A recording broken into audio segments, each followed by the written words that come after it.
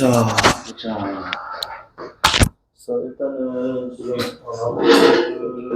쉬러 가시는 좀 이런 것 같고, 지금 명절 연휴가 아직 안 끝났다고 타 지역에는 좀 있네요. 일단 시작을 합시다. 그래서 일단 쌤이 지난 이틀 전이었나요? 안내 문자 드렸다시피 일단 또 이번 중간고사 쳐보셔서 아시겠지만은 외부가 다 나왔네. 쌤이 외부는 절반 정도 나올 거라 예상했는데 훨씬 많이 나왔어. 8개, 9개 나왔죠, 그죠? 그리고 그 난이도도 뭐 어쨌든 간에 뭐 난이도가 꽤 있었다라기보다는 시간을 많이 좀 잡아먹었던 것 같아. 판단하고 생각할 때 있어서. 그래서 어쨌든 지금 이제 뭐 이사소특 교재를 또 기말고사에도 쓴다면은 남은 영역이 이제 사회문화 파트하고, 그지? 그다음 과학기술 파트가 뭐 조금 더 나오지 않을까 싶은데 지금 여기 쌤이 오늘 2개 지금 지문을 가져와서 이사소특 사회문화에서 이 2개 지문 왜 내가 가져왔냐면 얘네 2개가 24학년도 9월 모평하고 수능에 연결했던 지문이야. 그래서 쌤이 금방 드린 교재 제일 마지막 페이지 한번 보세요. 마지막 장. 실제로 그 해 수능 지문이거든. 그리고 그 앞장 넘어와봐. 수특 지문에서 경마식 보도라는 제재를 그대로 썼어요. 그래서 요즘은 독서에서도 연계 체감이 꽤나 높은 편이다. 뭐 이런 것들 좀 설명드리고 싶고, 어쨌든 우리가 뭐 수능은 이제 지금 오늘 33일인가 32일 남았거든. 내가 데이터를 최신 안 해서 그렇지. 여러분 딱 한 400일 정도 남은 겁니다. 400일 좀 안 되게 남았겠지. 그지? 그래서 어쨌든 뭐 내년 이맘때는 여러분도 수능 공부 열심히 뭐 하고 있건 또 최저 맞추거나 뭐 이런 것들 때문에 뭐 이제 하고 있을 것 같은데, 일단 우리에게 가까운 시험인 기말고사가 좀 더 중요하니까요. 그지? 그래서 일단은 기말고사는 이제 서술형이 없지. 있나 또? 아이고야. 그리고 이것저것 또 30문제 넘게 나오고 이러면 좀 힘들겠다. 그치? 어쨌든 간에 일단 그 범위 지문들에 한해서는 시간 너무 많이 잡아먹이면 안 된단 말이야. 그러니까 지문은 내용 확인하는 수준에 그쳐야 되는 거지. 거기서 뭐 판단하고 거기서 내가 확인하면 되겠다 이런 생각 가지고 들어가면 이번 시험처럼 시간 많이 모자랄 거야. 그래서 일단 지문은 거의 뭐 외우다시피 해서 들어가줘야 되는데, 자, 그래서 우리가 첫 번째 지문 한번 보면, 일단은 우리 데이터와 관련해서 이것을 이제 법적으로 어떻게 보호해줘야 되는가에 대한 요 지문이 첫 번째 지문으로 좀 나와 있습니다. 그래서 일단 제 첫 번째 지문, 두 번째 지문은 쌤하고 같이 읽을 거고요. 수능 지문 여러분이 읽고 풀고 갈 겁니다. 그리고 그 풀이는 다음 시간에 할 거예요. 알겠지? 그래서 작년에 지금 이제 3학년 언니들이 2학년일 때 그 마지막 페이지에 있던 수능 이제 경마식 보도 지문이 시험 범위였거든요. 그래서 이번에도 또 만약에 뭐 다루게 된다면은 들어갈 가능성이 있다고 봐요. 뭐 소특 지문이든 뭐 평가원 지문이든 간에, 그지? 일단은 자, 우리 제일 첫 페이지에 자, 데이터와 관련된 이야기 한번 해볼게요. 내가 이번에는 수특 지문을 그냥 가져와서 편집 안 하고 일단은. 자, 1문단 보니까, 자, 4차 산업혁명으로 인해 디지털 경제의 핵심 자원으로 부상하게 된 데이터는 해서, 우리가 근데 뭐 4차 산업혁명 하면서 요즘도 빅데이터 시대이기도 하지 않습니까? 그래서 이 비문학 지문이라는 게 시의성이 있다고. 그러니까 시대의 어떤 흐름이라든지 트렌드를 반영하는 어떤 경향이 있어요. 비문학 지문이라는 게. 그래서 예전에 코로나 막 한창 이제 유행하고 키트 막 이렇게 나오기 시작할 때 키트의 원리 이런 게 평가원 지문에 나오기도 했었거든. 검사 키트 원리. 자, 어쨌든 간에 이런 지금 이제 우리가 사회 지문 같은 경우에는 현상, 사례 이런 것들과 더불어서 이것이 나타나게 된 어떤 원인 이유 분석 내지는 문제라면은 문제 해결 방안 이런 식으로 좀 많이 흘러갑니다. 사회 지문 특성상. 그래서 일단 여기에서는 지금 일단 요즘 화두되는 데이터라는 걸 먼저 지금 언급을 해 주었고, 그래서 일종의 재화, 또 뭐 상품인 거야. 그래서 다음과 같은 특징을 지닌다라고 하고 우선 데이터는 되어 있으니까, 그러니까 우선이라는 표시 같은 건 순서 표시거든. 최소 2개 이상이라는 뜻이야. 이런 거 딱 보게 되면 알겠지? 그래서 특성이라고 하고 우선 나왔으니까 인덱스로 읽으면 되겠다. 자, 정보로서 특정 용도에 사용되면 그 더 이상 그 이외의 다른 용도에는 사용할 수 없는 대부분의 일반적 재화와는 달리가 일반적 재화에 포함 안 시키겠다는 뜻이잖아. 그치? 그러니까 이런 부분들은 쌤이 사실 뭐 기호를 뭐 쓰긴 씁니다만 강요는 안 하는데 이런 달리 뭐뭐보다 이런 비교급 나오잖아. 앞에 솔직히 우리가 지문을 읽어 나갈 때는 내용을 캐치할 때는 이 괄호치 것을 체크한 뒤에 내용이 중요하긴 해. 근데 실제로 선택지에서는 어디를 많이 다룬다고? 괄호치고 체크한 요 아래 부분 가지고 장난을 많이 친다는 거지. 그지? 데이터는 마치 이것의 특성을 가진 것. 그지? 그런 것이 그냥 낚시를 해요. 이런 것들 이제 잘 체크 좀 해주시면 좋겠고, 어쨌든 데이터는 한 번 사용된 후에도 다른 용도로 다시 사용이 가능하다. 그지? 이걸 우리는 비경합적이다. 바꿔 얘기하면 이런 것들 뭐 번쩍해야 된다고. 그럼 앞에 달리 갚았던 일반적 재화는 뭐야? B를 떼버린 경합적 이렇게 읽어야 되는 거지. 그렇지? 그러니까 자, 이런 어떤 동시적인 사고들도 함께 할 수 있으면 좋겠어. 그러니까 이번에 지금 요게 지문의 범위에 들어가면 모르겠습니다만 내가 지금 이제 이 기말 들어가기 전에 본격적으로 기말들이 수업하기 전에 비문학 읽는 것들 뭐지 좀 기초적인 것들 이제 관련해서 좀 설명해가면서 좀 읽을게. 알겠지? 자, 그래서 어쨌든 데이터라는 게 어떤 특징을 가지고 있느냐? 일단 비경합적. 경합을 하지 않는다는 것이 경쟁하지 않는다는 거지. 왜?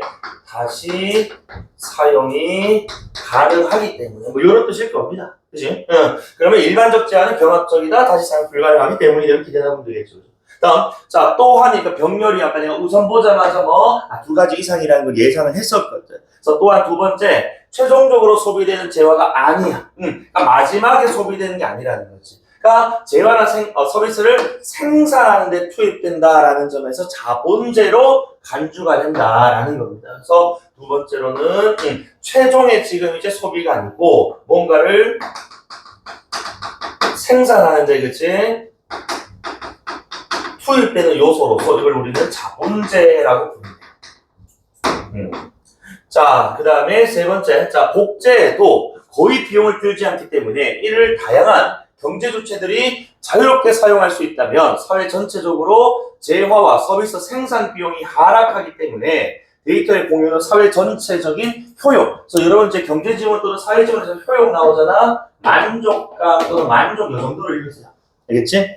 자, 그래서 이건 빈출 어휘였으니까. 자, 어쨌든 복제 지금 거의 비용이 들지 않아. 무혐의 지금, 그치? 자, 어떤 재산이기 때문에 사실은 복제하고 공유하는데 큰 돈이 들지 않는다는 거야. 그러다 보니까 이걸 자유롭게 사용할 수 있다면은 재화 서비스 생산 비용이 떨어질 수밖에 없다. 그래서 전체적인 효용이 증가한다라는 거지. 자, 이런 인과적 진술 또는 뭐 증감 정보를 좀 줬네, 그치? 그래서 복제의 비용이 거의 들지 않아. 그러니까 거의 들지 않는다라는 것은, 이제 조금 든다라는 거야. 그치? 자, 어쨌든 요런 어떤 특성들 때문에 재화와 서비스의 생산 비용이 줄어들고, 그치? 이와 더불어서 사회 전체적인 효용, 만족도는 증가하더라. 이 정도.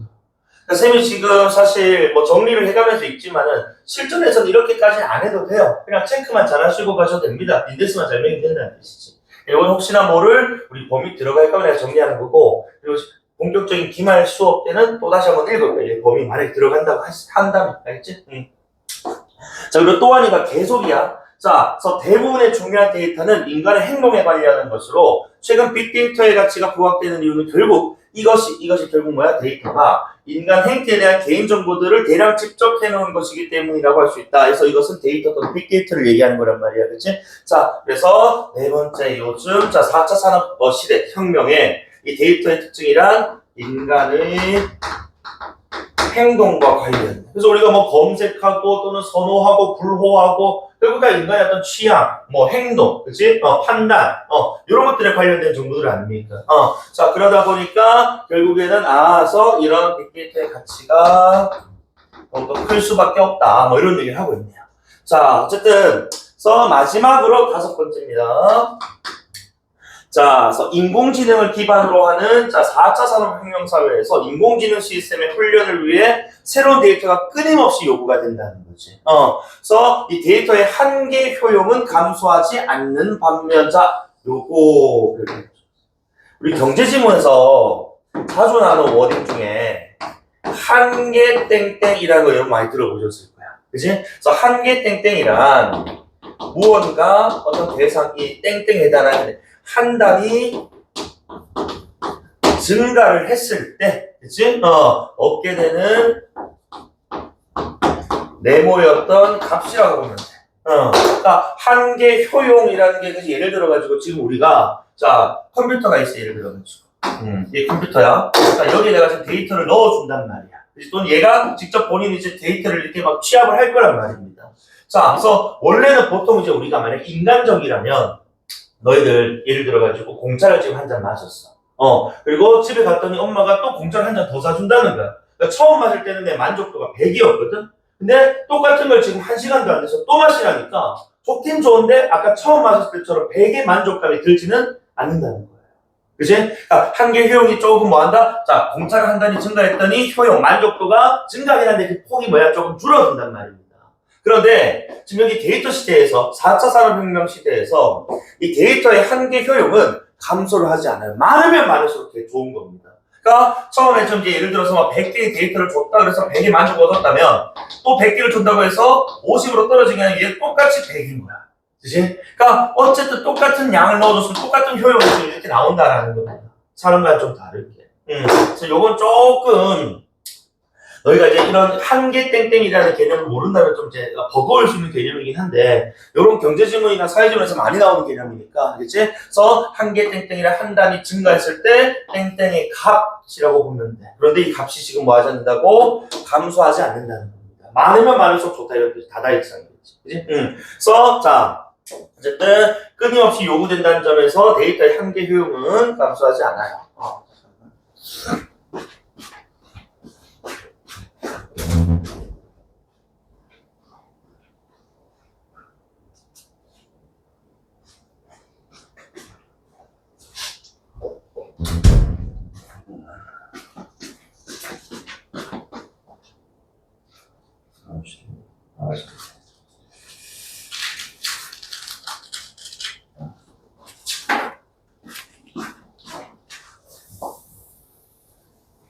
자, 5번 특성 정리할게 해서 데이터의 한계 효용은 감소하지 않는다. 뭐 유지된다 이런 뜻이겠지, 그치? 그래도 뭐 증가는 아니니까.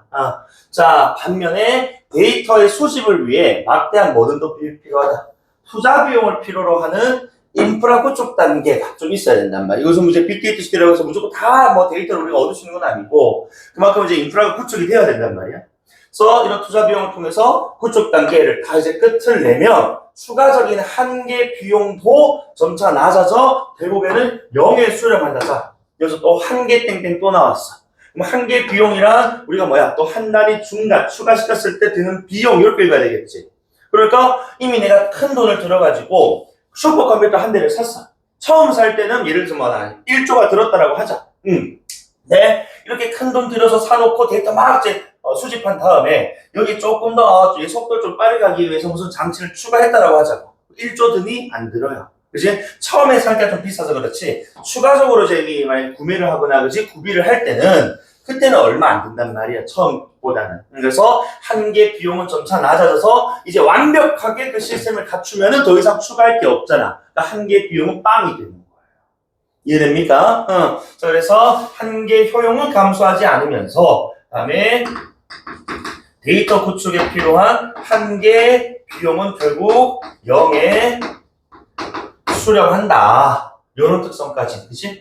그럼 병렬식이 좀 좋네요. 어쨌든 따라서 이런 데이터를 수집 생성해서 빅데이터를 구축하는 기업의 입장에서 빅데이터는 무제한 생성하는 것이 최적화된 생성이다. 어차피 더 큰 돈 많이 들여서 그렇지? 자, 우리가 지금 이런 어떤 이제 특성을 가지고 있는 데이터를 활용을 할 거라면은 어쨌든 최대한 많은 데이터가 그렇지 끊임없이 계속해서 생산되는 것이 기업의 입장에서는 유리하다. 그래서 요즘 이제 그래서 뭐 보면은 뭐 인공지능 관련된 뭐 어플이라든지 그렇지 그런 회사들마저 요즘 떡상하지 않습니까? 그래서 뭐 이런 것들 관련해서 기업 입장에서는 잘만 갖추고 그렇지 그리고 자기들이 선도하는 기업이 되면은 크게 돈 안 들어가고 그 좀 무궁한 어떤 이제 데이터들을 수집하고 생산하고 또 직접 해서 다른 데 또 팔아넘길 수가 있고 적용해서 다른 기술을 만들 수도 있고 하기 때문에 사실 이제 너무 각광받는 분야이긴 하지. 그치? 자, 그래서 데이터의 특성 이렇게 5가지 설명해줬고 자, 그런데 이 지문의 핵심은 바로 이 문단이에요. 자, 이렇게 데이터가 이런 특성을 가지고 있기 때문에 가치가 좀 높단 말입니다. 그래서 이 문장 첫 문장 보면 이런 데이터의 재산적 가치가 높아지면서 다른 지식 재산처럼 쉽게 해서 우리 뭐 저작권, 뭐 음악을 뭐 작곡한다든지 뭐 책을 쓴다든지 그치 같은 이런 다른 지식 재산, 저작물처럼 데이터에 대해서도 배타적 지배권 또는 소유권을 인정하려는 논의가 진행되어 왔다가 데이터에 대해서도 배타적 지배 내지는 소유권을 줘야 되냐 말아야 되냐. 자, 그래서 우선이니까 또 뭐야? 이 논의가 최소 이제 2가지 이상 있을 것이다. 그치? 첫 번째로 기업 인덱스 나왔어. 그래서 요건 선생님 좀 이제 치우기. 알겠지? 자, 그래서 이런 데이터에 이제 우리가 법적 지위를 줄 것인가?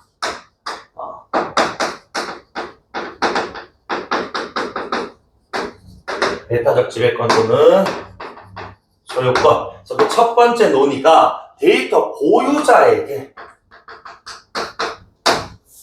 뭘 주자? 소유권을 주자. 여기서 쉽게 얘기해서 보유자는 기업이라고 생각하면 된다. 그러니까 너희들 그 요즘 예전에는 막 사이트 가입할 때마다 저마다 하나하나 내 지금 뭐 주민번호도 치고 핸드폰 번호도 치고 이메일 번호도 뭐 치고 그랬잖아, 그지? 근데 요즘은 어때? 그냥 카카오 연동, 네이버 연동 해서 내 데이터 그냥 넘겨줘 버리거든. 왜 가능하다고? 네이버나 카카오가 내 정보를 가지고 있는 너 데이터 보유자거든. 그들이 이제 어떤 사이트에서 야, 네 정보 요구하는데 이거 넘겨줄까? 그럼 나는 동의만 하면 끝인 거야. 그대로 넘어가 버립니다. 요즘 너무 가볍게 이제 회원가입 가능하지, 그지? 자, 그래서 어쨌든 이렇게 현행법상 저작권법이나 영역비밀보호법에 의해서는 데이터 보유자가 포괄적인 보호나 배타적 지배권을 주장하는 것이 불가능하다. 현행법 기준으로는 지금 이 보유자가 소유권을 갖는 게 좀 불가능하네, 그지? 그래서 현행법으로 불가능하니까 뭐 법적인 어떤 이제 법의 도입, 이제 새로운 법의 도입이라든지 제정 이렇게 좀 필요하다는 입장이죠. 어쨌든 이런 상황에서 개인의 데이터 다량으로 수집하고 축적해서 이익의 기반으로 삼는 대기업과 같은 빅데이터 보유자에게 데이터 소유권을 인정한다면 데이터의 합법적 유통에 기여니까 이거 베네핏 1. 그지? 그러니까 이렇게 큰 기업에게 이런 권리를 줘놓으면은 그러니까 합법적인 유통이 이루어지니까, 그지? 원활한 소통 가능할 거고. 데이터 생성에 대한 투자 유인이 촉진된다. 그러니까 데이터 관련된 산업이 뭐야? 발달할 수 있다. 이겁니다. 그래서 베네핏 1, 2 나왔어. 그러나 이제 그러나 나왔으니까 이제 뭐야? 페널티 좀 이제 단점 같은 게 나오겠지, 그치? 자, 그래서 빅데이터가 지닌 막강한 경쟁력으로 인해서 데이터를 유통함으로써 치러야 할 비용이, 유통비용이라고 할게요, 편의상. 유통비용이 유통으로 얻는 이익보다 클 것이 예상되는 상황에서는 데이터가 유통되지 않을 수 있고, 쉽게 얘기해서 어쨌든 뭐야? 비용과 이익을 고려를 했을 때, 그치?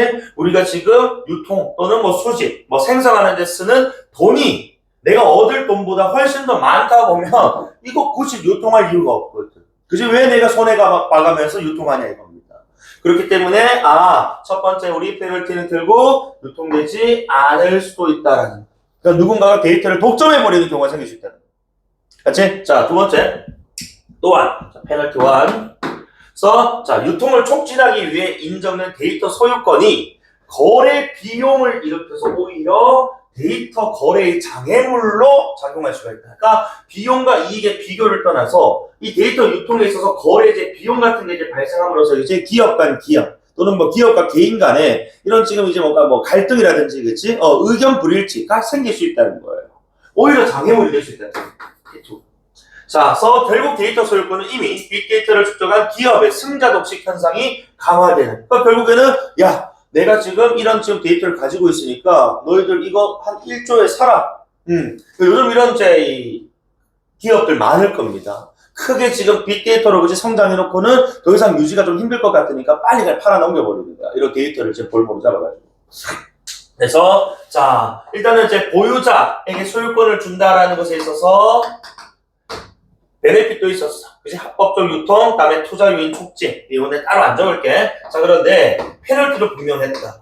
이게 지금 비용과 이익이 있을 때 비용이 더 높고 유통을 아예 안 해버려. 그 다음에 두 번째.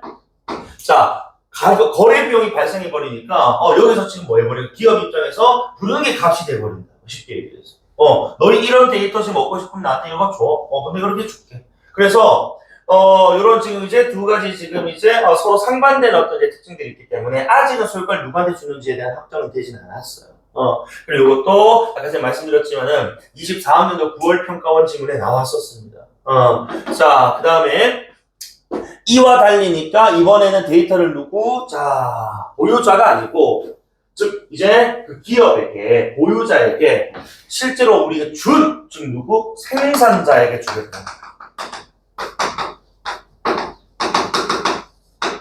자, 보니까 빅데이터의 정보 주체, 즉, 빅데이터 대부분을 차지하는 개인정보의 생산자들에게 소유권을 주잖아. 즉, 우리 개개인들에게 주자는 거야. 그래서 요즘 여러분 뉴스 보시면 알겠지만은, 무슨 카드 털렸다, 이런 뉴스를 많이 보셨을 겁니다. 또는 최근에 여러분들 피해를 봤던 것 중에 하나가 SKT 사태, 그지? 그 다음에 또 KT 사태도 있었고, 개인정보 유출 문제가 있단 말이에요. 그럼 결국 이제 기업들이 이런 빅데이터를 모은 데 있어서 그런 정보들을 제공한 실질적 주체는 결국 개개인이었단 말이에요. 그러니까 보유를 떠나서 그 사람들이 보유를 하려면 생산한 사람이 있어야 되니까 본질적으로 생산한 사람들에게 소유권 줘야 된다. 그래서 이런 입장도 있다는 거예요. 자, 그래서 개인정보는 역시 얘도 현행법상 각 정보 주체에게 자신의 개인정보를 통제할 권리를 부여하는 개인정보보호법의 보호를 받기 때문에 필연적으로 빅데이터 수집 및 이용과 해당 법, 여기서 말하는 해당 법은 개인정보보호법이겠지, 그치? 간에 긴장관계가 생겨난다. 즉, 이 말. 자, 결국 개인정보보호법 요것만으로는 지금 개인정보를 지금 이제 이런 빅데이터 시대에서 지키기가 좀 어렵다라는 겁니다. 어쨌든 두 가지 모두가 현행법상,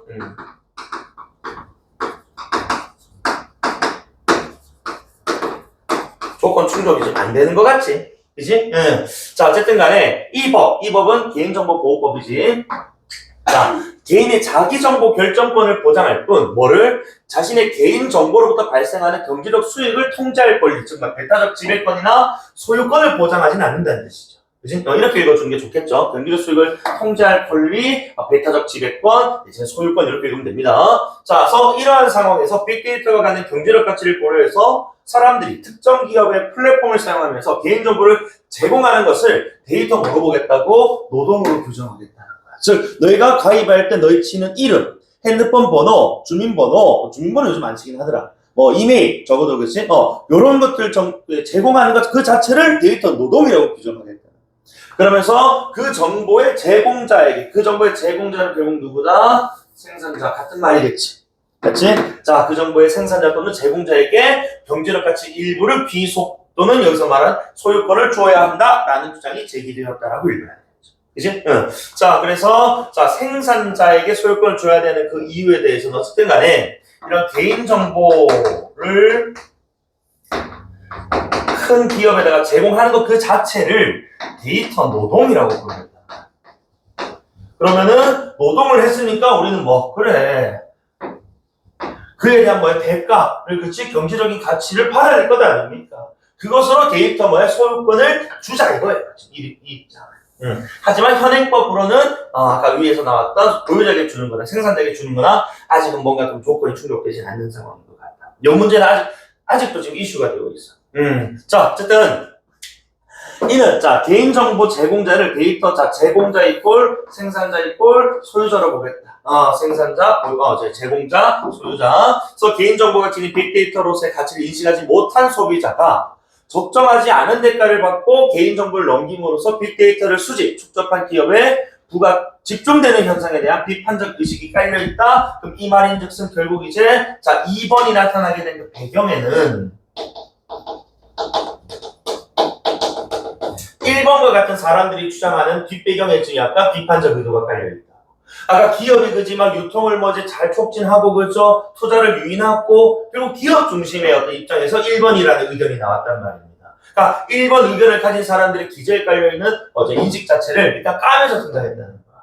그러니까 너희들이 예를 들어가지고 정말 극단적으로 너희들 무슨 인터넷 쇼핑몰 가입할 때 내 가입하면 즉시 3,000원 쿠폰 이런 거 주는 거 있지. 네 핸드폰 번호, 네 이름, 네 집 주소 3,000원에 판 거예요, 사실.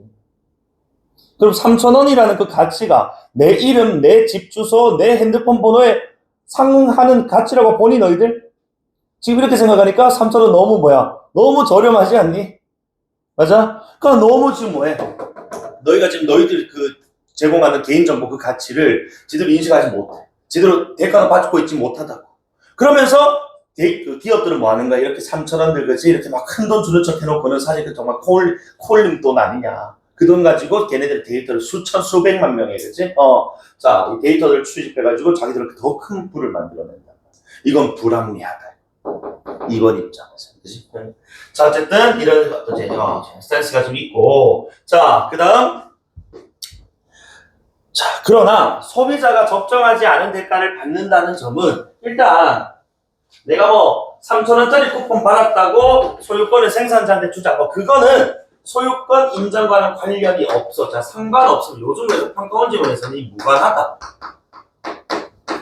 요 진술을 좀 많이 나오는 편이에요. 그러니까 너희가 3,000원짜리 쿠폰 받았기 때문에 소유권 줘야 돼. 이게 근거가 될 수는 없어. 소유권의 근거 낼 수는 없다고. 소유권의 근거는 결국 뭐라고? 너희가 제공하는 것 그 자체가 데이터 노동이기 때문에, 그치? 소유권 줘야 돼. 이렇게 가야 되는 것이지. 3,000원짜리 쿠폰 받았다고 소유권 줘야 돼. 이런 것 아닙니다. 알겠지? 그래서 오히려 정보 주체의 데이터 소유권을 인정하는 것은, 자, 데이터 보유자의 이 소유권을 인정하는 것과는 비교할 수 없을 정도로 오히려 거래 비용을 높일 가능성이 크다. 이게 무슨 말이냐면, 자, 결국 이제 1번과 2번을 좀 비교를 했을 때, 자, 이건 페널티인 것 같은데, 자,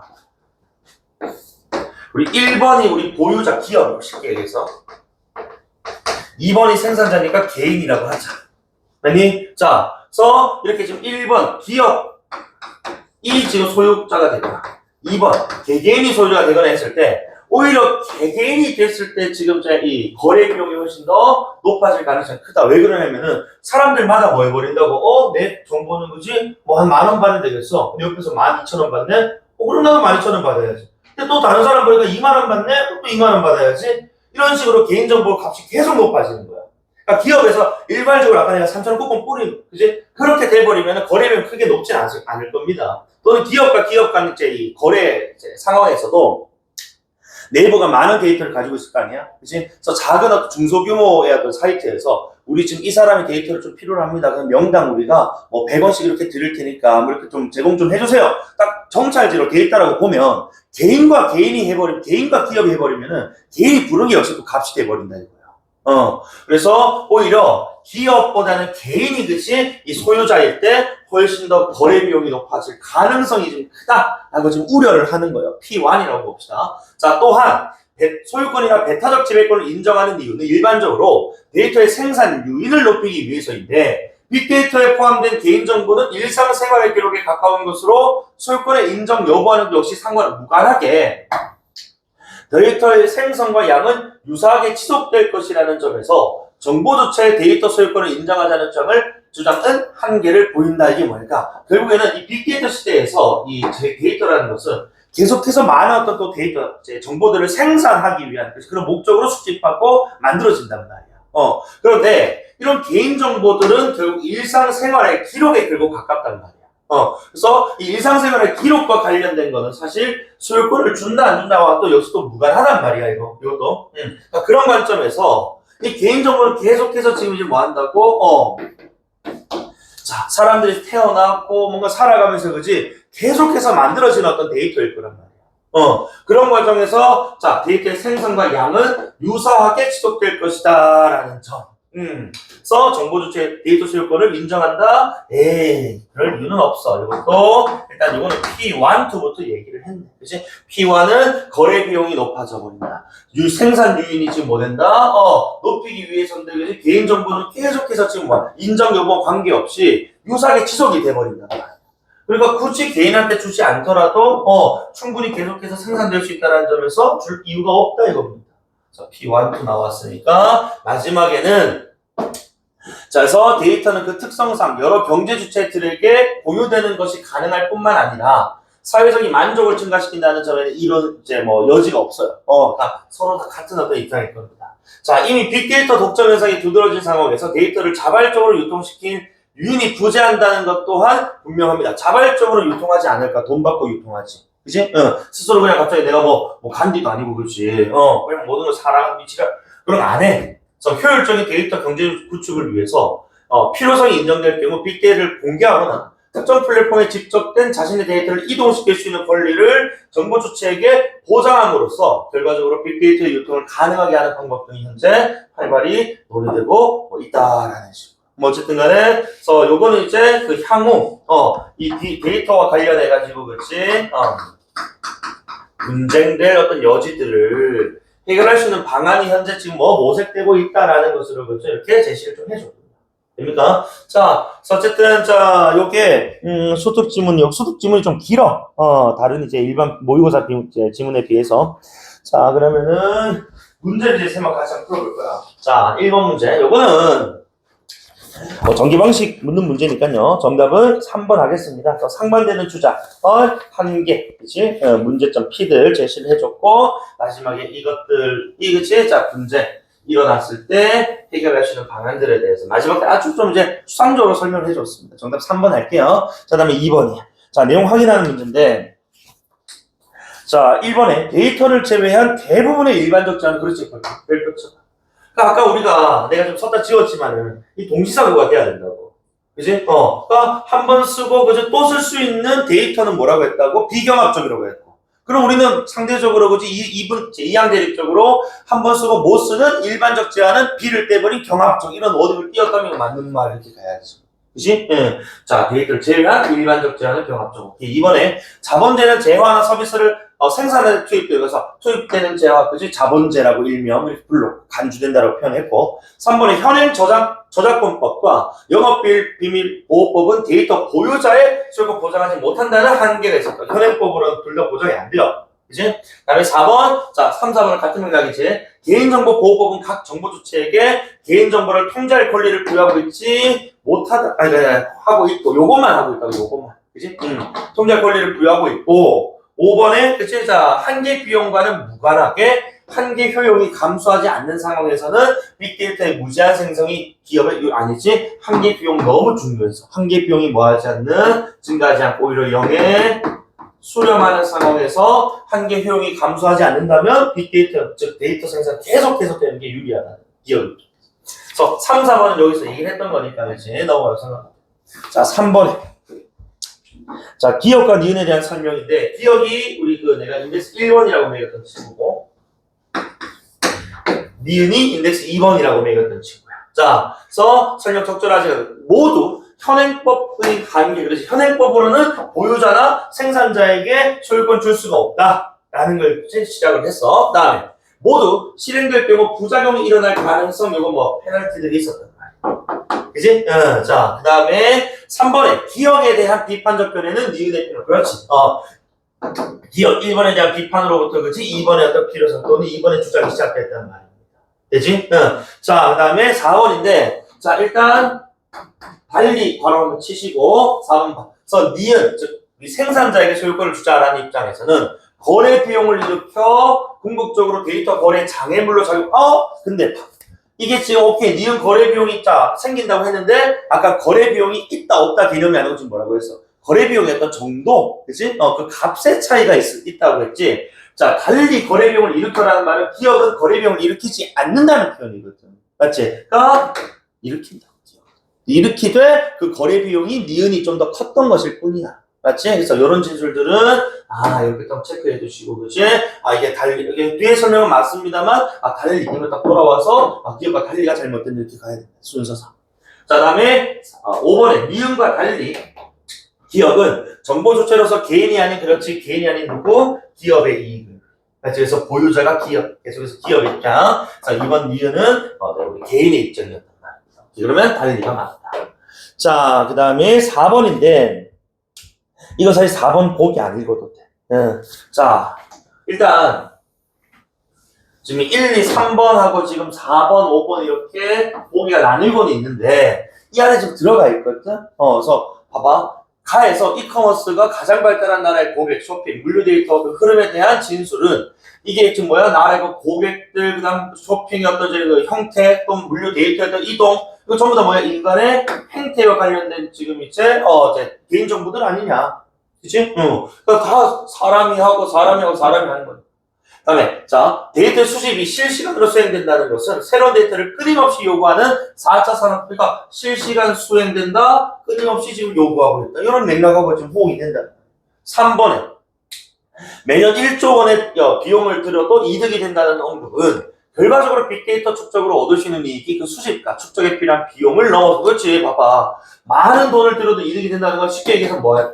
비용보다 이익이 더 크다, 이런 뜻이지 뭐. 맞지? 응, 오케이, 좋아요. 자, 만약에 이게 역의 관계였다면 뭐 하지 않는다? 데이터 수집할 필요가 없다. 그치? 응. 자, 4번에 나에서. 자, 대형 포털 사이트 B가 이벤트를 사흘 만에 종료하는 것은 데이터 유통으로 인해 얻게 될 이익을 보장할 정도로 수입, 아니지. 이익이 보장될 정도로 수입되었다고 판단해서 중지한다? 가 아니고 빅데이터 시대에서 기업은 무제한적으로 계속해서 데이터를 생산하고 수집한다고 했어. 그러니까 4일 만에 종료한 이유에 대해서 충분히 이익이 보장될 정도로 수입되었다고 판단, 이것은 부적절하다는 거야. 지금의 내용에 따르면 기업의 입장에서는 무제한적으로 데이터를 생산하는 것이 좋습니다. 맞지? 그래서 요거는 그냥 우리가 100개 딱 필요했으니까 100개에서 딱 멈췄다, 이런 진술은 너무 단순하게 그치 진술된 거고, 무제한적으로 그치 리미트 없이 그치 나왔을 때 기업에 유리하다. 정답 4번이죠. 그치? 자, 그 다음에 5번에 자, 분노한 기업 가입자들은 자신들이 정보 주체로서 이벤트 참여를 위해 제공한 개인정보와 관심사 관련 데이터에 대한 생산자이자 소유자라는 인식을 드러냈다. 그래서 이거는 위에 한번 살짝 보면은 이제 자신들이 막 이제 제공했던 그치 데이터들이 결국에는 누구 기업의 이윤 추구에 그치 사용됐다는 점을 분노하면서 막 집단 행동하고 집단 소송 걸고 막 그럴 수도 있다는 거예요. 알겠습니까? 자, 뒤에 있는 어휘 문제는 정답 5번 할게요. 한번 읽어보시면 됩니다. 알겠지? 자, 그리고 아침에 처음부터 뭐 이제 빡빡하게 읽느라 좀 고생했으니까 조금만 쉬었다가 뒤에 이제 선거방송 보도와 관련해서 자, 지금 한번 읽을 건데, 요 지문은 쌤이랑 읽고 쌤이랑 문제 풀고 마지막 페이지에 있는 수능 지문 여러분들이 읽고 푼 다음에 정답 확인하고 마무리하겠습니다. 알겠죠? 조금 하십시다. 그리고 혹시 시험지 가져온 친구 있을까? 지금 없나?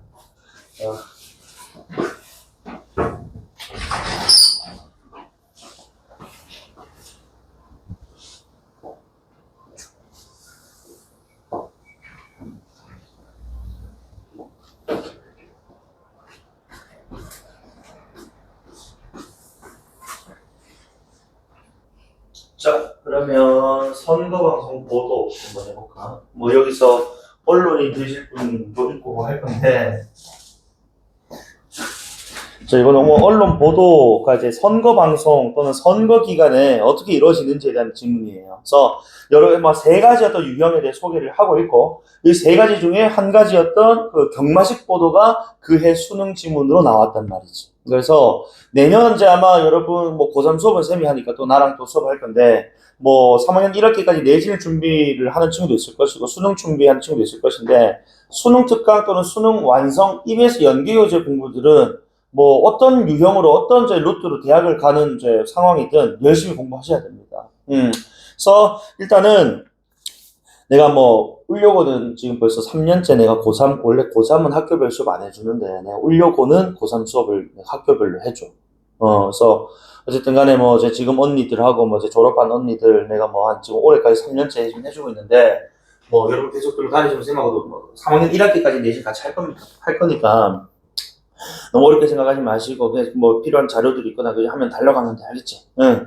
자, 그래서 일단은 제 1문단부터 한번 보면 선거방송 보도라고 되어 있어. 그래서 불특정 대중에게 정치적 메시지를 대량으로 전달할 수 있는 매체라는 점에서 선거운동의 중요한 뭐 도구다, 막 특성들 같이 설명을 하고 있고, 이것은 의 정도.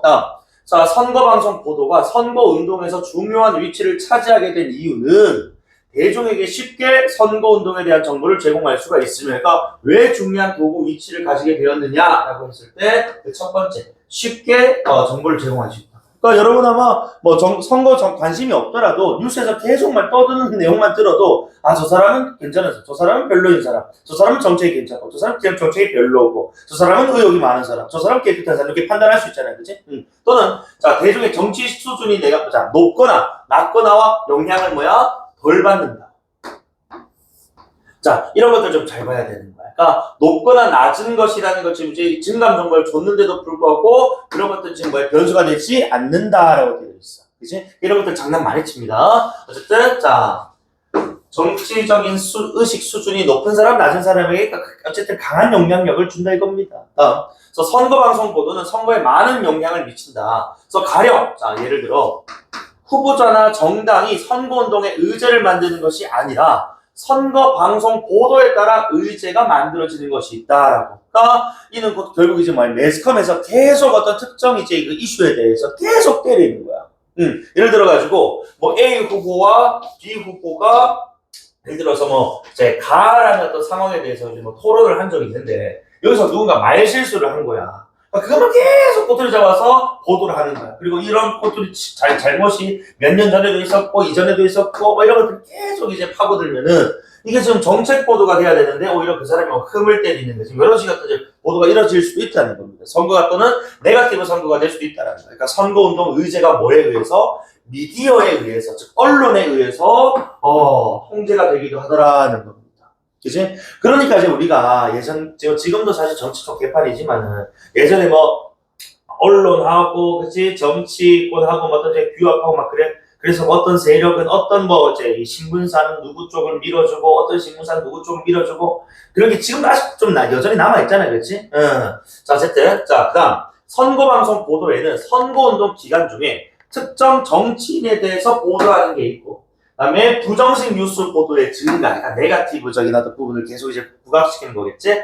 본질적 이슈 보도 대신에 선거운동에 대한 보도 증가. 그러니까 본질적 이슈란 결국 이 사람의 어떤 자질, 그치? 이 사람의 어떤 능력, 뭐 이런 것들을 봐야 되는데 그저 그냥 뭐 선거운동 관련해서 뭐 과열하게 경쟁하는 모습만 부추긴다든지, 그치? 이런 식의 어떤 상황들과 같은 현상으로 나타납니다. 이런 현상들과 관련된 선거방송 보도로는 크게 세 가지가 있다. 그래서 일단 우리 그 수특집에서 사망 대립을 좀 주는 겁니다. 개인화 보도, 부정식 보도, 경마식 보도. 그래서 어쨌든 간에 자 선거 방송 보도 해서 그렇지. 자 아주 큰 영향력을 미치고 어쨌든 자 크게 세 가지 기제가 있는데 자 미디어가 선거 운동에 그치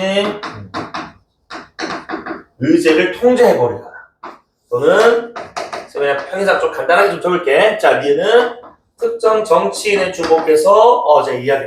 물론 대통령 선거 같은 경우는 특정 정치인이 부각될 수 있는데 예를 들어가지고 이제 너희들 다가오는 내년인가 지방선거 있지. 이러면 아마 울산을 떠나서 다른 지역에서 대학 다니시더라도 그 사전투표 때는 어느 지역에서든 이제 그 자기 지역구에 대한 투표도 가능하기 때문에 사전투표 꼭 하세요. 그래서 여러분 이제 첫 투표권 행사하세요. 아마 내년일 겁니다. 지방선거. 좀 뭐 보면 구청장, 시장 뽑는 거 있잖아요. 그치? 자, 뭐 그런 선거 때는 사실 개개인이 아닌 지금 그 정당이 그치 예를 들어서 A 후보가 속된 정당이 어떤 지금 이제 관점을 가지고 울산을 발전시키려 하느냐. 이런 것들 따라서 자신을 밀어주기도 하거든. 자, 그런데 이렇게 특정 정치인에 주목해서 보도하기도 해요. 다음 세 번째로는 부정식 보도. 네거티브 이제 보도가 증가하는 거지. 그치? 그 다음에 네 번째가 본질적 이슈 대신에 선거 운동, 이제 뭐 과열 양상 뭐 이런 것들 좀 주목하는 양상들 그리고 이런 것들을 드러내는 데 있어서 자, 그 유형이 개인화 보도가 있고 그 다음에 부정식 보도 그리고 경마식 보도. 그래서 경마식 보도 같은 경우는 이제 노란색 적은 이유가 그러니까 요 세 가지가 전부 다 수능에 나온 건 아니고 이 세 가지 중에 경마식 보도만 따로 떼서 수능에 나왔단 말이에요. 그래서 이게 뭐 그대로 다 복붙하는 수준은 아니고 화제가 동일하고 그 화제에 대해서 좀 더 심오하게 들어가는 경우들이 요즘 수특지문에서의 그 이제 독서 연계 트렌드라고 보시면 돼요. 어쨌든 간에 개인화 보도는 근데 위에 딱 보면은 위에 있는 니은하고 좀 연결되는 것 같고 특정 정치 부정식 보도는 당연히 디귿하고 연결될 것이고 이제 요거 다 기억은 전부 다 지금 니은 디귿 리을을 포함하는 개념이겠지 그치 미디어가 선거운동 의제를 통제하고 그치 선거운동의 어떤 트렌드를 이렇게 좌지우지하는 그치 자 실제로 지금 이제 뭐 우리 작년에 대통령 선거, 올해지, 그치? 올해 뭐 대통령 선거 또 하고 뭐 그랬었는데, 그런 것들 할 때, 그치? 어떤 언론의 어떤 특정 이제 이 보도 방향 같은 것들이 유권자들에 큰 영향을 미친다는 보고, 뭐 이런 논문들도 많이 나온다고 하더라고. 자, 그리고 경마식 보도는 지금 이제 보면은, 사실 지금 요게, 우리가 읽진 않았지만, 이게 리을과 관련돼. 왜 그렇다고 아까 내가 본질이란 저 사람의 능력, 자질 평가를 해야 되는데 뭐 한다고? 야 A가 원래 40%였는데 야 이번 주는 45%가 됐네? 야 이거 지금 B가 조금 딸리네. B를 좀 찍어줄까? 근데 또 다음 주 B가 역전했네? A가 좀 딸리네. 그럼 A를 찍어줄까? 이래버리는 거야. 그러니까 능력, 자질을 안 보면 뭐 한다고? 선거운동과 관련 과열 양상을 주고 이게 정말 자, 그래서 밑에 2, 3, 4문단은 순서대로 뭐하고 했어? 2문단, 3문단, 첫 문장에 첫머리에 나오는 키워드 보세요. 뭐라 돼 있어? 개인화 보도는, 부정식 보도는, 그치? 이렇게 얘기를 한단 말이야. 그래서 2, 3문단에서 얘네들 설명해주고, 4문단에서 이제 경마식 보도 설명을 해주지. 자, 갈게. 개인화 보도는 정치인의 공적 영역뿐만 아니라 A 플러스 B, 사적 영역에 대해서도 보도하는 것을 말한다. 이 보도에서는 정치인 개인에 대한 것을 강조하는 반면, 그지? 개인에 대한 강조, 정당, 조직, 제도에 대한 초점은 감소한다. 그지? 얘네들은 뒷전인 거야. 자, 그래서, 이제 지방선거 같은 거 할 때는 일부러 만약에 당에 대한 이미지가 안 좋다 하면은, 자, 뭐 한다고 개인의 보도를 막 이제 집중해달라고 요구하기도 한대. 그러니까 우리 뭐 A당과 B당이 있다. 큰 당 두 개가 있잖아요. 그치? 근데 A당에 대해서 좀 안 좋게 생각한다라고 하자. 그러면은 A당 후보로 좀 등록한 가 후보는 그럼 내 지금 보도할 때는 우리 당 얘기 좀 말고 나 얘기 좀 많이 해줘요. 요구하게 되는 경우가 있다고 하더라고. 자, 물론 그 판단은 언론이 하겠지만은, 자, 그래서 예를 들어 방송 보도가 정치적 이슈의 내용, 배경 등에 초점을 맞추지 않고 그 이슈를 자 놓고 정치 사업을 벌이는 정치인 개인에게 집중하는 건 이건 뭐 따로 보지? 우리 책 안 해도 그 개인에게 집중한다. 그래서 개인화 보도에서도 지도적 위치에 있는 정치인이나 정당 지도자들에 대해 초점을 또 두는 보도를 지도자화 보도에서 뭐 당 대표에 좀 주목을 한다거나, 그지? 뭐 이렇게 한다면 그죠? 지도자화 보도라고 한대요. 이거 따로 뭐 추가 필기할 건 없는 것 같습니다. 다음에 부정식 보도. 자, 부정식 보도는요 특정 정치인이나 정당, 정부 등을 부정적으로 보도하는, 그러니까 이거는 지금 부정식 보도 플러스 위에 있는 개인화 보도가 함께 나올 수도 있는 것이고, 그치? 그렇지 않고, 정당, 정부 등을 부정적으로 보도할 수도 있겠지. 그치? 어쨌든, 이러한 보도에서 불법 부정선거, 흑색선전, 후보자나 정당의 비리 등을 하거나, 폭로, 비방, 갈등 관계 등과 같은 부정적 측면을 보도하는데, 오케이, 좋아. 자, 부정식 보도는 근데, 해석적 저널리즘과 결합한 형태로 나타나게 된다. 여러분 아마 식당, 이제 좀 어르신들 많이 가는 식당 보면 TV에 뭐 틀어놓노? 종편 틀어놓잖아. 종합배송체는 뭐 TV조선이라든지 채널A 같은 것들, 뭐 JTBC 거기 보면은 무슨 패널 사람들 나와가지고 뉴스 한 칸 띄워놓고 저거들이 막 이렇게 설명하는 그런 것들 있지. 이 전부 다 해석적 저널리즘. 앉아가지고 뭐 전문가랍시고 뭐 전직 국회의원, 전직 경찰, 전직 검사들 나와가지고 막 이렇게 얘기를 하는 거. 자, 이런 식으로 그지 막 분석을 한다. 그래서 해석적 저널리즘은 특정 사안에 대한 사실을 예시로 활용하다. 아까 내가 얘기했던 것처럼 신문기사 같은 거 딱 띄워놓고 앉아가지고 막 손가락질 하면서 막 이렇게 설명한다. 그래서 언론이 그 사안에 대해서 분석하고 해석하는 거죠. 가령 특정 후보의 비리에 대해 경쟁 후보자 또는 상대측 정당의 입장을 보도하면서 비리 내용을 해석 분석하는 내용이 더해지는 것이다라는 거예요. 그러니까 예를 들어 이 뉴스 화면 자체는 뭐 A 후보를 의혹을 제기하는, 그지? 그런 뉴스, 신문 기사 뭐 이런 것들 띄워놓고는, 자, 이걸 딱 화면을 보여주고 나서, 다시 화면이 이제 패널한테 넘어가는 거예요. 그리고 이런 이 이슈가 왜 생겼냐라고 하면서 막 이제 그걸 뭐 원인 분석하고, 배경 분석하고, 요게 해석적 저널리즘이다. 그리고 이 보도는 유권자에게 정치에 대한 불신이나 냉소주의, 혐오감을 일으킬 수가 있다. 그러니까 너무나도 좀 네거티브적인 경향이 좀 있다 보니까, 그렇지? 그래서 자, 선거 과정에 대한 부정적 인식을 심어줄 수가 있다. 그래서 부정식 보도에 이러한 부정적 기능이 있는데도 불구하고 부정식 보도가 계속 생산되는 이유는 시청률 때문이다. 사람들은 뭐 자극적이죠. 요즘 뭐 대도파민의 시대 아닙니까? 그러니까 정치인이 착하고 뭐 봉사하고 이런 거 잘 안 나와요 뉴스에. 이제 사람 뚜까 패고 음주운전하고 그죠 살인교사하고 이런 것들 나와. 그래서 또는 일단 이익을 중시하는 방송사의 또 입장. 그죠? 당연히 그에 따라 시청률과 관련해서 그렇지 뭐가 달라져? 광고비가 달라지고 그죠? 이렇게 좀 달라지고. 어쨌든 간에 부정식 보도 같은 경우에는 한 개 더 적을 게 있다면은 해석적 저널리즘.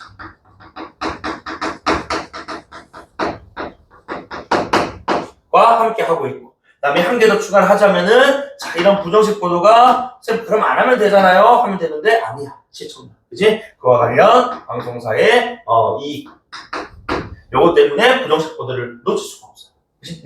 자 그다음 네 번째 문단 방송사의 이익을 위한 보도로 경마식 보도도 있다. 그러니까 이거는 also 또한이니까 앞에 부정식 보도하고 공동점 이렇게 읽어야 되겠지, 그렇지? also 또한. 자, 그래서 경마식 보도란 경마 아시죠, 여러분? 그래서 그 우리가 말에다가 1등할 말에다가 돈 걸고 그지 빨리 달려라 1번만, 2번만, 3번만 하는 것처럼 막 앞서거니 뒤서거니 하는 거 있잖아요. 예를 들어서 자 10월 1주차 이제 A 후보와 B 후보의 지지율 45대 44. 그다음에 2주차 지지율 자 조사를 했더니 48대 41 이런 식으로 그렇지? 계속 이게 원래는 격차가 2%포인트밖에 안 됐는데 여기서 7%포인트로 그죠? 늘었고 이런 식의 보도하는 거 있잖아요. 그렇지? 이 경마식 보도. 사실 이거 되게 재밌거든. 그치? 자, 그래서 어쨌든 이때 경마식 보도란 정치적 쟁점이나 후보자의 자질, 능력, 도덕성 등 이 선거에서 중요한 본질적 내용보다 그렇지? 본질보다 그러니까 그렇지? 일과 관련된 거다. 띄어야 돼. 자, 본질보다는 득표율 예측, 후보들의 지지율 변화, 선거운동 전략, 선거운동에서 유권자들의 반응, 후보자 간의 연대통합 갈등 등을 흥미적으로 선거운동과 관련된 내용을 일찍보다 집중적으로 보도하는 그 방식을 우리가 경마식 보도라고 하는 거야. 자, 이때 경마식 보도는 부정식 보도와 마찬가지로 공통점, 그치? 자, 방송사 이쪽, 거리 부정식 보도랑 공통점이 없고, 자, 해석적 저널리즘 또한, 얘도 지금, 공통점이구나. 그렇지? 응. 자, 그 다음, 가령 후보들의 이 지지율 변화, 후보자 간의 토론에 대한 경마식 보도 안에 이 보도 주제에 대한 언론인 또는 뉴스 패널들의 해석이 담긴다서, 만약에 이게 7%포인트로 벌어졌다라는 그 이유는 그지 아마도 A 후보가 또 이제 토론회에서 좀 토론을 잘했기 때문이 아닐까요? 이런 식으로 나와가지고 패널들이 막 이렇게 떠든단 말이야, 옆에서. 그렇지? 자, 그 다음에, 이때, 경마식 보도가 또 역시 많이 나타나는 것은 선거운동 기간과 방송사 이윤축과 관련이 있다. 선거운동 기간이라는 게 더 붙었어요. 잠깐만, 이윤축은 위에 나왔던 거니까. 자, 선거운동 기간이 길어질수록 사람들은 뭐 한다고? 새롭고 신선한 선거뉴스 기사에 대한 압박을, 그치? 또 요구한다. 그치? 또는 원한단 말이야. 그래서 방송사 입장에서는 그런 압박을 받을 것이고, 또 후보자 간 정책 분석은 진부하고 지루하게 느껴진다. 했던 말 빼고 하니까. 그리고 카탈로그도 나와요, 여러분들. 여러분 엄마 아빠 그 투표하실 때, 선거관리위원회에서 그 선거 후보자들 그지 카탈로그 막 나온 거 본 적 있습니다. 지구에 배달된 거. 자 이때 이 실제로 경마식 보도 뉴스는 뉴스를 소비하는 유권자들에게 관심을 받으며 방송사에서는 매일 새로운 뉴스를 제공할 수 있기 때문에 선거운동 초기에는 후보자에 대한 개인화 보도, 그다음에 초기라는 이제 시간적 표시 나왔으니까 초기에는 개인 보도를 좀 많이 하다가. 자, 후보자의 정책 보도 등이 나타나. 그런데 선거운동이 진행되면 초기를 지난 거겠지, 그치? 그러면서 이런 보도는 이제 이미 다 다뤘기 때문에 이제 더 이상 새로울 만한 게 없어. 그러니까 새로운 말은 뭐야? 경마식 보도. 그치? 의 증가가 이루어질 수밖에 없다는 거. 그치? 자, 그 다음. 이때 경마식 보도에는 선거 과정에 대한 부정적인 기능과 긍정적 기능이, 그치? 자, 이중적인 어떤 모습. 드러나는데, 두 가지 다 드러난다네요. 부정적인 기능은 공공정책의 중요한 쟁점에 대해 후보자가 어떤 입장이 있는지 중요하지 않게 되면서 중요하지 않은 이슈들이 오히려 유권자들의 관심을 받을 수 있다는 것. 그러니까 뭐야? 그래, 우리 사회의 중요한 쟁점에 대해서 후보자가 어떤 스탠스를 취하는지에 대해서 우리가 몰라요. 그러니까 저는 예를 들어가지고 지금 너희가 살고 있는 예를 들어가지고 학교, 저기 신정동인가? 울려고 앞에, 예를 들어가지고 지금 쓰레기 매립장을 만든대. 극단적으로 얘기를 했을 때. 사실 우리는 이제 학교를 다니는 입장에서 그지 냄새나고 불쾌하니까 별로잖아, 그지? 그런 게 이슈가 돼서 어떤 후보 그걸 지지하는, 그걸 지지하지 않는, 그지? 후보를 구분해가지고 찍어야 되는데, 그런 건 도외시하고 그냥 해버린다고? 잘생긴 오빠, 예쁜 누나, 언니, 이 지랄. 그럼 잘못됐다, 이거. 그지? 자, 그 다음. 반면에, 긍정적 기능은 선거에 무관심한 유권자나 후보자와 접촉할 기회를 갖지 못하는 대다수 유권자가 선거에 일단 적어도 관심을 갖게 해준다. 그치? 그러니까 하다못해 우리가 예전에는 그래도 3명 정도가 그치? 대통령 선거하게 되면은 2명이 좀 이제 메인이지만은 그래도 3명, 4명 그치? 정도가 각축을 벌이고 그랬단 말입니다. 요즘은 최근에 저 대선 한 세 번 연속 대선이 전부 다 결국 1대1 대결이었단 말이야. 그러니까 사실 관심이 그렇게 가진 않아요. 그지? 그러다 보니까 뭐 정책도 잘 신경 안 쓰고 그랬는데 어디서 갑자기 사람들이 도파민 터지냐면 지지. 갑자기 이랬다가 예를 들어 내가 4847이었지만은 예를 들어서 4345로 뒤집혀서 생각해요. 와 너무 재밌어. 그래서 누가 이기니까. 그래서 그럼 내 표를 둘 중 한 명한테 줘야 되겠다라는 생각을 하게 된다. 자, 그래서 현대 사회에서 정치적 무관심은 선거에 대한 무관심으로 이어질 수가 있는데 경마식 보도는 해석적 저널리즘과 결합해서 유권자에게 사건 보도하고 해석해줌으로써 호기심 자극하고 선거에 참여, 나아가서 이제 선거 투표를 하게 되면 정치 참여를 하게 되는 거거든. 그지? 그러니까 그런 것들로 자 동력을 이제 이끌 수 있다는 데서 좋은 점도 있다라는 겁니다. 자, 그래서 경마식 보도의 이런 어떤 특징들 때문에 유권자가 두 가지 주의를 해야 되는 게 있다. 첫 번째는 보도를 흥미있게 만들기 위해서 제시한 이런 여론조사가 이게 전 국민을 대표하는 건 사실 아니거든. 그렇지? 여러분, 뭐, 여론조사 결과 이런 것들 보게 되면 표본 오차 몇이고, 그치? 그러니까 1000명에게 돌렸는데 응답률이 뭐, 사실 너희들 딱 보잖아? 자, 전 ARS, 이제 전화로 이렇게 뭐, 이제 그, 여론조사 할 때는 응답률이 3% 안팎이에요. 1000명 조사하면 몇 명? 30명에서 한 50명 정도밖에 응답을 안 해줘요. 그게 마치 전 국민의 뭐, 이제, 의사인 양 이렇게 보도가 된다 이겁니다. 거기 낚여가지고 와 이거 뒤집혔네 이러면 안 되는데 이런 식으로 생각해버리는 겁니다. 실제 선거에서는 여론조사 결과는 정반대의 뭐 결과가 나오기도 합니다. 물론 요즘은 워낙 데이터가 좋아져가지고 그런 어떤 작은 표본으로도 거의 이제 실제값에 유사하게 되면 추출을 해내는데 어쨌든 간에 이런 여론조사가 대표성이 떨어진다. 또는 여론조사나 선거 관련된 정보들이 그치? 또 확대 분석, 해석 오류 이런 것들이 있을 수 있다는 거야. 잘못된 정보일 수 있다는 거지. 이제 우리가 잘 걸러봐야 된다. 또 다른 하나는 보도 내용이 궁극적으로 당선인이 갖추어야 할 능력과는 무관할 수도 있다라는 겁니다. 그러니까 마치 경마에 도는 거는 사람이 그지? 특정 말의 당일 경기력 관련 없는 정보나 그 말의 외양에만 현혹이 되어서 오판할 수 있듯이 유권자들이 선거운동에 사수하는 것에 현혹될 수 있다라는 거예요. 그러니까 당선인, 예를 들어서 시장 당선인은 울산을 그지 잘 이끌어나갈 그런 능력이 있어야 되는데 자기가 나와서는 계속해서 누가 어떠니 저가 어떤 계속 네거티브로 하고 있더라고요. 그것만으로는 사실 우리가 벌써 거기 흥미가 있으니까 저 사람은 참 그래 말 잘하네 이런 생각해버리면서 그냥 뽑아줘 버리거든요. 잘못됐다. 어쨌든 간에 경마식 보도 같은 경우에는 좀 조심하자 이겁니다. 알죠? 좋아요. 자, 그래서 1번 문제부터 한번 풀어볼 건데 내용 확인하는 문제입니다.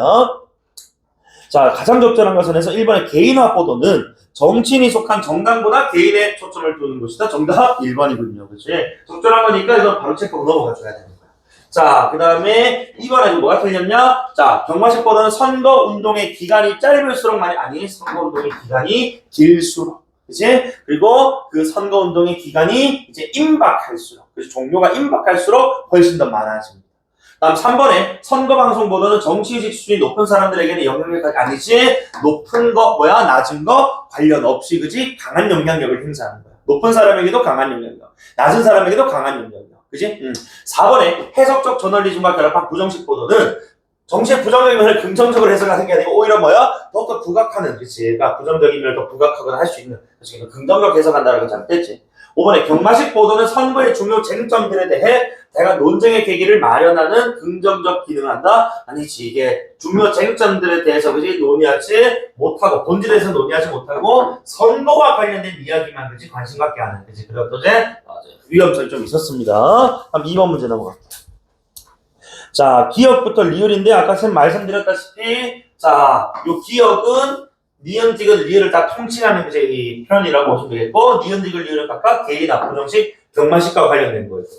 그래서 적절하지 않은 1번 봐봐. 방송 보도가 선거에서 강한 영향력을 행사할 수 있다는 점을 고려할 때 경마식 보도나 부정식 보도의 보도 주제는 기억한다. 그래서 이거는 부정식이나 경마식뿐만 아니고 누구도 포함이야. 개인화도 마찬가지야. 그지? 다 지금 이 보도들이 뭐 할 수 있다. 기억. 미디어가 주체가 되어서 선거운동 의제를 통제할 수 있는 그치? 힘이 있는 겁니다. 자, 다음에 이번에 지역국회의원 선거, 지방자치단체장 선거에서 후보자 소속 정당의 지도자. 정당 지도자니까 이건 뭐야? 개인화 보도. 그치? 중에서도 약간 뭐라고 했더라? 지도자 보도였나? 지도자화 보도. 그죠? 좋아요. 니은 맞고. 다음 3번에 디귿은 부정식 뉴스, 부정식 보도. 그치? 그래서 그 이유는 방송사 이익, 시청률 좋습니다. 다음 4번의 리을은 아까 본질보다는 선거운동, 경마식 보도였거든. 자, 개인화 보도, 후보자 간 비방 등과 같은 보도 내용이 반복되기 때문에 발생한다라고 되어 있는데, 그래서 뭐가 잘못됐느냐. 자, 그래서 개인화 보도 좋아, 반복되는. 그런데 이 후보자 간 비방 등과 같은 요게 지금 무슨 결국에는 이거는 부정식 보도 아니냐, 부정식. 그치? 그래서 리을이 이제 발생하는 이유에 대해서 물어본다면은 이미 개인 얘기를 다 했고, 그치? 그다음에 갈수록 신선한 내용들이 그치 없다 보니까 나타난다라고 했지. 이런 부정식 보도의 이유가 제시가 되면 안 됐다. 그치? 정답은 4번. 다음 5번에 경마식 보도는 선거운동 기간에서 선거운동 전략, 선거운동에서 유권자들의 반응과 같은 내용의 보도. 그렇지. 선거운동과 관련된 거. 좋습니다. 자, 다음에 3번 문제. 자, 그래서 요거는 아까 우리가 마지막 단락에 나왔던 이런 이제 이 신문 우리 그 선거 방송 보도를 읽을 때 또는 접할 때 우리 그 이제 시청자들이 그지, 자 유권자들이 취해야 될 태도 적절하지 않은 건데 이거는 3번 할게. 자, 바로 자 시청률이 높은 보도 내용들은 사실적인 정보를 내고 아니 시청률이 높은 건 뭐 때문이라고 아까 방송사 이익 때문이라고. 그래서 자극적인 부정식 보도, 경마식 보도를 하기 때문에. 그런 것들은 사실적인 정보를 물론 뭐 가지고 있는 경우도 있겠지만 무조건적으로 내포하고 있다라고 안 된다는 거지. 허구, 왜곡도 있을 수 있다는 겁니다. 과장. 맞습니까?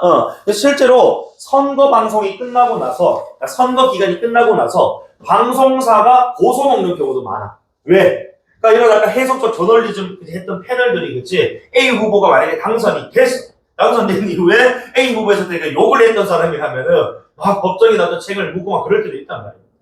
허위, 사실 뭐 유포 이런 것도. 그다음에 4번인데 이것도 아나운서와 기자의 지금 요거 지금 뭐 아마 그 뉴스 보도인 것 같은데 이것도 위에 안 읽고 그냥 생각해. 아나운서가 지지율 변화를 언급했다. 경마식 보도. 층이 딱딱 맞추면 되잖아, 그지? 이번에 자 A 후보의 지지율이 떨어진 원인을 이렇게 분석하고 뭐뭐하고 한 것은 어쨌든 간에 뭐야 지금 원인 분석 해석적 저널리즘. 맞지? 다음 3번에 아나운서 기자일이 A 후보의 폭행 사건을 보도하는 것은 그렇지 결국 폭행 사건이니까 이것은 결국 뭐다? 네거티브적인 거. 그지? 부정식 보도의 한 면이라고 봐야 되는 것이고. 자, 그 다음에 4번에 B 후보 당 대변인의 기자회견 영상을 짧게 제시하는 것은 폭행 사건을 선거에 이용하려는 B 후보보다 당 대변인에게 초점각이 아니지. 이건 지금 뭐야? 자, 이 B 후보 당 대변인의 그치? 위에 내용 나올 건데, 그러니까 A 후보가 막 폭력을 행사했다, 뭐 이런 것들을 그치 언급하고 짧게 제시한 것은 그 패널이 그치 그 이후에 기자가 분석적으로 해석하기 위해서 하는 것이지, 당 대변인에게 초점 맞추려고 하는 게 아니거든. 그치? 말 그대로 당 대변인은 당의 어떤 입장이나 관점을 대변하는 사람으로서 그렇게 초점 맞춰지는 사람은 아닙니다, 사실. 그래서 어쨌든 간에, 자, B 후보보다 당 대변인에게 초점. 오히려 이것은 뭐야? 이거는 A 후보의 그 폭행 사건을 좀 더 주목하려는 부정식 보도였던 강조를 위해서라고 봐야 되겠지. 해석적 저널리즘. 그래서 답 4번. 다음에 기자 1위 B 후보 당 대변인의 기자회견과 이것에 담긴 B 후보의 선거 전략을 언급한 것은 어쨌든 간에 기자회견, 선거 전략 언급 전부 다 시청자 관심, 시청률, 방송사 이익 때문에. 그죠? 좋아요. 뒤에는 외국인 문제는 정답 2번입니다. 자, 그리고 한 장 넘겨보시면은 요게 24학년도 수능 문제라고. 금방 우리가 경마식 보도를 했기 때문에 그렇게 막 어렵진 않을 거예요. 요 정도 수준이면은 2, 3페이지 지금 나와 있지, 그치? 요거는 내가 지금 한 지문 읽고 문제 푸는데 한 7분 정도 딱 드릴게요. 7분. 요거 풀고 정답 확인한 다음에 마무리 합시다. 그리고 풀이는 다음 주에 할게요. 알겠죠? 자, 그러면은 지금부터 자, 선생님 이거 타이머를 잴 테니까 시작.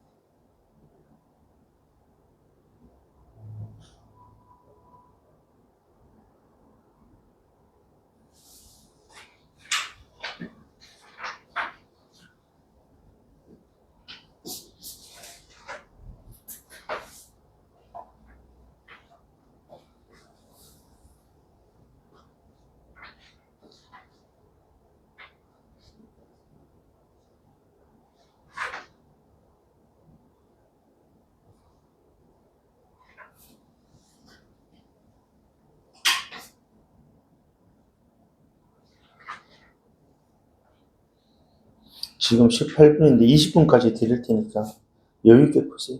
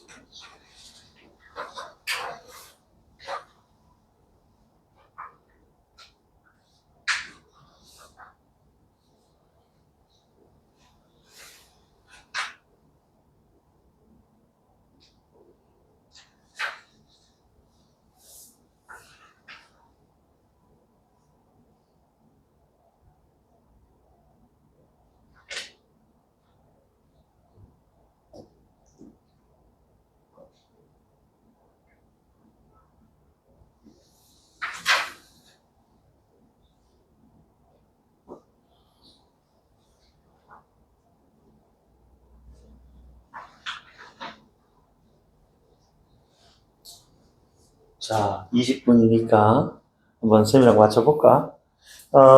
일단 우리 그 정답부터 한번 불러드릴게요. 4번의 정답은 5번입니다. 뭐 이번은 틀리면 안 되겠지.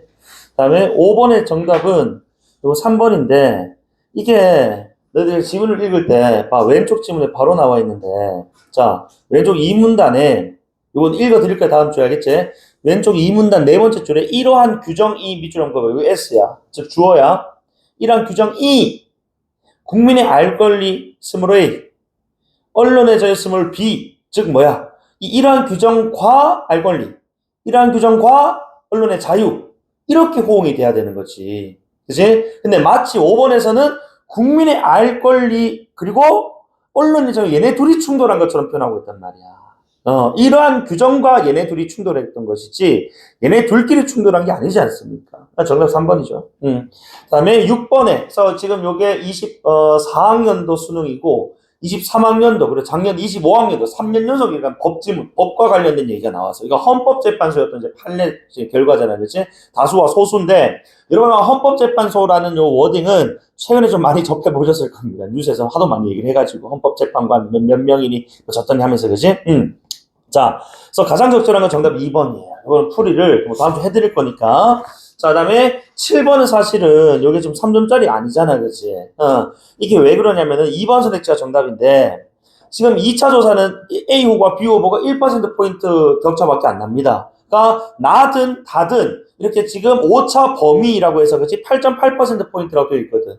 5차 범위 내에 있을 때는 뭐 이제 누가 앞선다, 뭐 1위, 그지? 서열이나 우열을 나타내는 표현을 둘 다 쓰면 안 돼요. 그래서 나에 위배되지만이 아니고 나에도 위배되고 다에도 위배된다 이렇게 가야 되는 겁니다.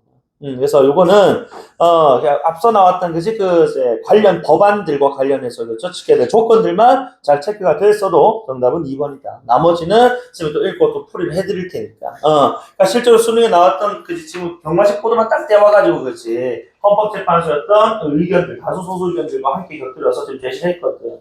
그러니까 뭐 6번 같은 경우는 좀 난이도가 좀 있는 편이긴 했어요. 각각의 어떤 이제 헌법재판소 입장에 그 근거들을 어떻게 잘 정리를 할 수 있느냐. 자, 어쨌든 간에 요거는 다음 주 풀이하고, 다음 주에 또 내가 아까 데이터 그, 이제, 소유권이라든지, 그지? 법제화 되는 거 있잖아? 그것도 평가에 나와져 있기 때문에 그것도 가져와서 수업을 할 거예요. 알겠지? 그래서 일단 요렇게 하고, 그리고 경제 지문을 한 개 수특에서 가져올 거예요. 법안은 경제일 것이기 때문에, 그죠? 좋아요. 자, 그럼 여기까지 하고, 수업 연휴 제 마지막 날인데, 오늘 마무리 잘 하시고, 내일부터 다시 또 이제 열심히 좀 달려야 될 겁니다. 수능 날까지 사실 빨간 날이 없어요. 맞죠? 그래서 어쨌든 또 기말 또 이제 대비가 뭐 이내 곧 시작을 할 건데 그 전까지는 일단 여러분 쌤이랑 계속해서 수특 질문들을 가지고 계속해서 이렇게 좀 워밍업 하는 차원에서 그렇지 한번 접근해보자고. 그래서 우리가 했던 것 중에서 학교에서 추가 외부로 받는 것도 있을 거니까요. 그렇기 때문에 훨씬 더 효율적이겠지, 그치? 자, 고생 많으셨습니다. 다음 주 수업 일정은 화요일이나 수요일 좀 알려드릴게요. 알겠죠? 고생했어.